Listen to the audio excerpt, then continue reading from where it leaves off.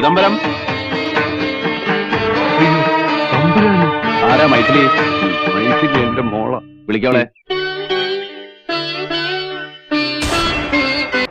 ഈ കത്തെഴുതിയത് നീയാണോ? ഭദ്ര. മൈഥിലി ഒന്ന് വായിക്കേ. വായിക്കാൻ.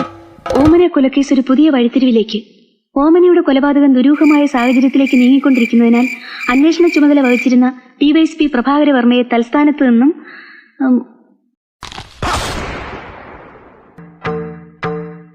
വായിക്കാൻ. അങ്ങക്ക് തരാനുള്ള പണത്തിന്റെ ഒരംശം പോലും ആകില്ലെന്ന് എനിക്കറിയാം. ആകെ വിലപിടിപ്പുള്ള എന്റെ ആഭരണങ്ങളും ഈ 10 സെന്റ് പുരയിടത്തിന്റെ പ്രമാണവും ഈ കത്തിനോടൊപ്പം വച്ചിട്ടുണ്ട്. ബാക്കി കട എങ്ങനെ വീട്ടാനാ ഭാവം? തമ്പുരാൻ എന്ത് ജോലി തന്നാലും ഞങ്ങൾ ചെയ്തോളാം. നരസിംഹം നാടിയാരുടെ ഭാര്യയായിരിക്കാൻ നിനക്ക് സമ്മതമാണ്? അത് ഞങ്ങൾ കൂലിവേല ഏതെങ്കിലും വീട്ടും തമ്പുരാനെ.